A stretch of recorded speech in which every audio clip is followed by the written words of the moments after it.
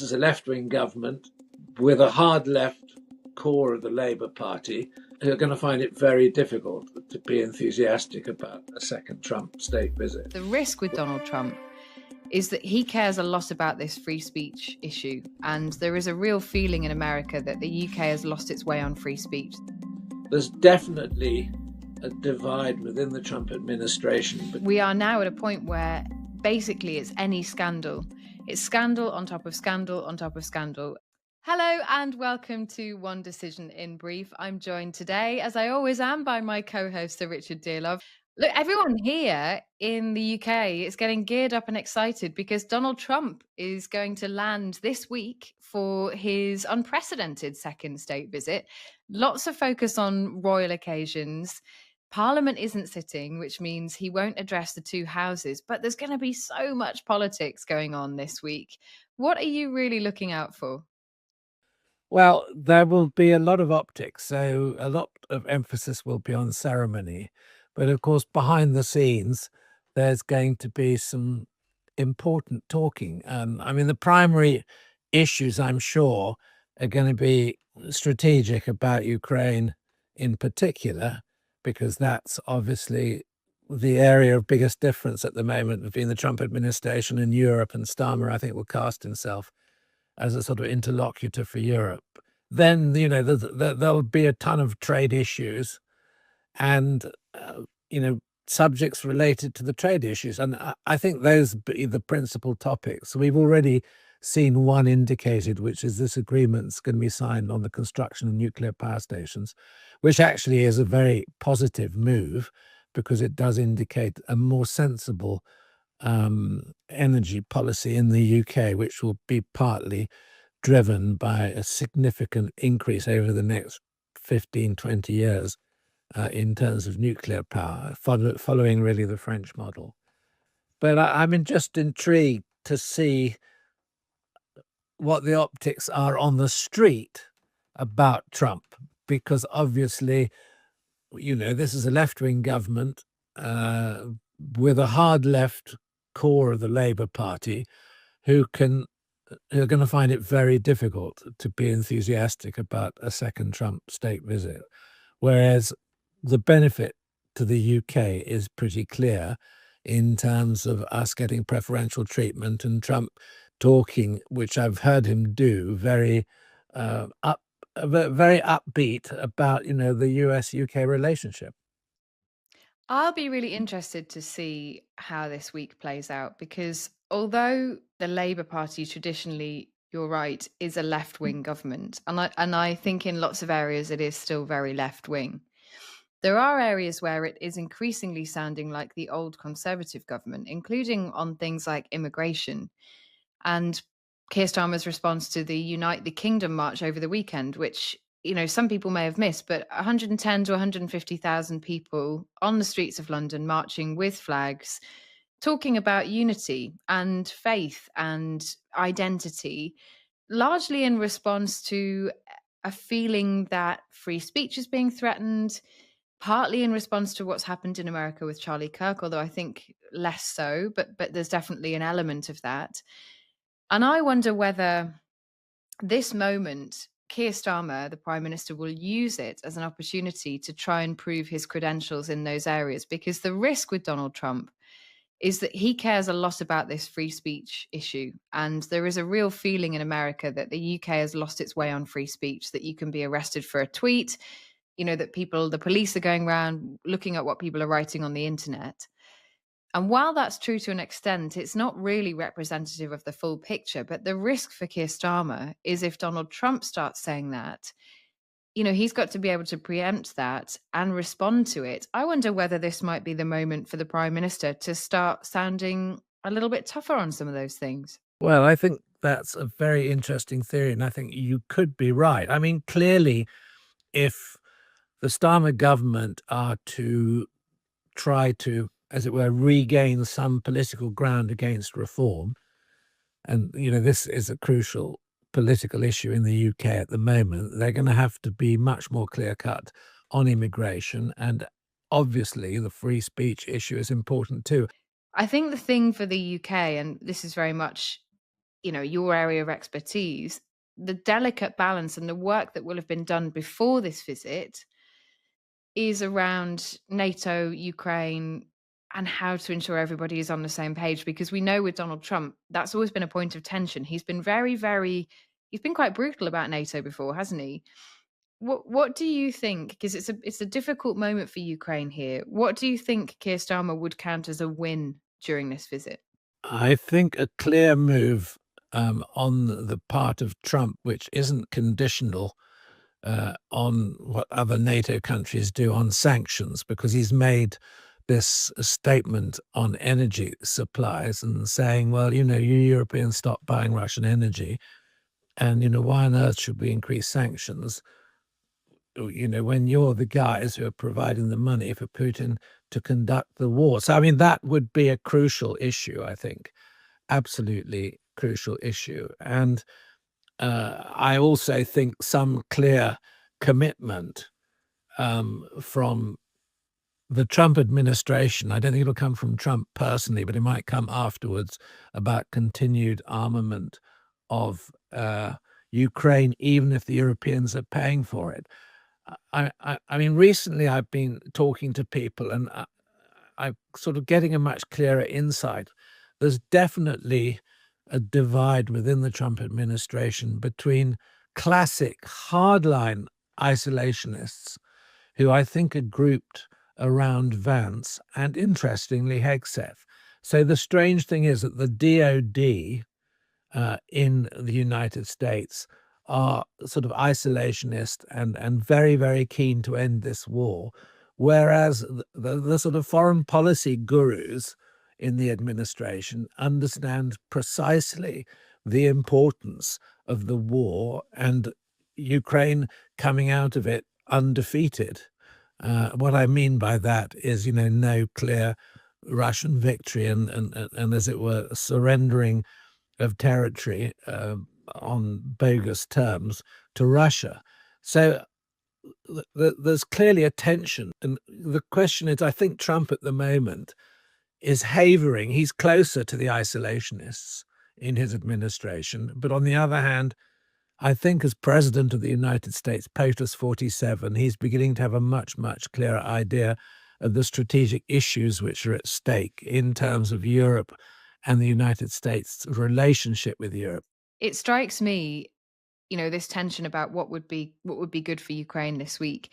Some of the things Donald Trump has been saying recently are quite concerning. One of them, he said to Ukraine, don't start a war if you don't think you can win it, and you're going to come asking for weapons, which again shows a fundamental misunderstanding of what is actually going on here. What is it that he really wants the UK to do you think, at this point? I mean, I think that Trump is quite emotional about his relationship with the United Kingdom. You've got to bear in mind, how recent that is in terms of his mother's upbringing on a Scottish croft. I think he really does see the UK as an important partner. And of course, his foreign policy at the moment is such that he's sort of on an alienating track. He's annoyed so many of America's closest and traditional allies. And, maybe he sees, this sort of relationship with the UK as important. But he's never going to admit that. But, I mean, apart from the sort of glory for him of doing this visit, why else would he be spending time, focusing on this relationship? I think it's incredibly interesting. And I don't think maybe I've got a better explanation. I mean, the UK, look, is an important trading partner of the US. I mean, we're one of the biggest foreign investors in the American economy. And I'm sure that there are commercial deals, using the Trump phraseology, which will be a huge benefit to both countries. Although, you have to recognize that the UK in this respect is the supplicant. There's no way we're in the driving seat. And, there are lots of other crucial areas apart from energy, pharmaceuticals being one which is extremely topical and extremely important. And of course, the other issue, which I think is slow burn, but probably maybe more important than all of them, is the regulatory environment for AI. Because at the moment, you have a serious clash between Europe, represented by the EU, and the libertarian approach in the US on AI. Where does the Yeah. UK stand? Is it going to stand on the US side of the equation or the European side of the equation? I suppose the other thing, when you think about practicalities, is that this idea that Donald Trump has come here basically with a challenge to, will come here with a challenge to the UK and the EU more generally on energy and talking about stopping using Russian oil. And the issue, of course, is that we know at the moment that India is taking Russian crude oil, it's refining it and pumping it back through Europe. The Indian government has been very clear about this. In fact, they themselves say, if you didn't buy it, we wouldn't be doing it, or they'd find an alternative outlet for it at least. Donald Trump has laid down the gauntlet and said, I'm ready to sanction Russia, but only when the rest of you are ready to do the same. Is there any chance that you think that the UK and the EU might be prepared for that? They're going to have to come to terms, both with Trump and with India. If you look at the statistics on Indian economy and Indian development and projections, it's quite probable that within a relatively short time frame, I mean, I'm talking about years, the Indian economy is going to be bigger than China. So you can see how India is trying to place itself, and it's not prepared to be pro-American. It's not prepared to be pro-Chinese. It's not prepared to be pro-European. It's only prepared to be Indian because it sees its future. And Modi is definitely a sort of economic nationalist, if not a populist. And, this is their big objective. So I think the Europeans, if they want to make serious progress strategically on getting Ukraine into the right position in terms of their support, they're going to somehow have to deal with the Indian issue. And that might mean a difficulty for the EU making some serious trading concessions to get the Indians on side. I suppose we should end really on Peter Mandelson, because if he was a name that a lot of people had not heard before this week, I'm sure almost everybody will have heard of him now. He was, until recently, the UK's ambassador, American ambassador, a huge job, really important job, and important to get right with the Trump administration.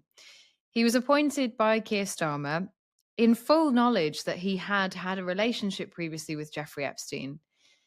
I don't think, well, number 10 Downing Street says that they did not know the full extent of that relationship until in the middle of last week, which was when there was a decision made to sack him. There is now a huge fallout about this decision, about what would have been known by whom and when, largely around vetting. Because what has emerged last week is that there is a trove of emails between Jeffrey Epstein and Peter Mandelson around the time of Epstein's conviction. And Downing Street, Keir Starmer's team say that's what tipped the balance against Mandelson. So, Richard, one of the questions that lots of people have is, why would people have not known this before? Well, I am really mystified by this. And I did say on the podcast when Mandelson was appointed that it was inappropriate, but I didn't go into detail. But our listeners should understand that Mandelson is a very clever, capable individual. And of course, he had been trade commissioner in the European Union. But over and above that, he has an integrity problem. He's had to resign twice in the UK from ministerial posts for his behavior. So if you're going to appoint someone to such a sensitive job as British ambassador to the United States, and he has an integrity problem, you've got to be triply careful in, as it were, vetting him. And there is a procedure for vetting. It's done departmentally in the UK, and he should have been put through the ringer. And that means taking references from people who know him. It also means him being very carefully interviewed. And if I'd been vetting him, and I'm sure the vetter would have done this, the first question you say, is there anything in your background that isn't already in the public domain that we don't know about, which could bring you the office of ambassador, the United Kingdom, and Majesty's government into disrepute. Well, obviously there was in this case. So did Mandelson come absolutely clean in the interview? And you're not meant to, well, you really can't lie in a vetting interview. Yeah. And explain the nature of the relationship. So that's the first point. If he did, was he appointed in the knowledge of that relationship, or was he not transparent about it and didn't describe it properly? So, every which way this looks bad. I mean, either Mandelson lied, or the government appointed him knowing that there was a problem and it was a massive misjudgment. And, they were appointing a man that they knew had a problem. Therefore, they had to be incredibly careful and forensic in making that decision. And whoever made the decision or advised the Prime Minister make that decision called it completely wrong. And I'm not the slightest bit surprised by what happened. You say whoever advised the Prime Minister. I was looking down at my phone just briefly there while you were speaking, because there is another breaking news story as we are recording this, which is that one of Sir Keir Starmer's most senior aides has just quit. It's a guy called Paul Ovenden. He will not be a household name to most people, but he was very, very close to the Prime Minister, wrote a lot of his speeches, very important in the Starmer project. He's resigned over leaked messages, which are actually not to do with Peter Mandelson. But what it shows to me as a political editor, I've worked in Westminster for a long time now. We are now at a point where basically it's any scandal.